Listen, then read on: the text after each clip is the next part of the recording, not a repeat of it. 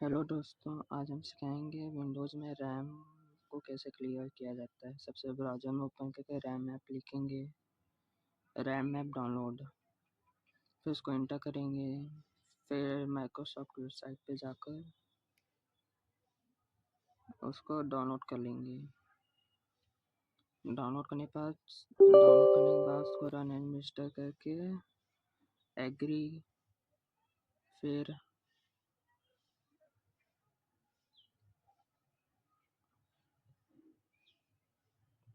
Empty के पास जाकर click करेंगे।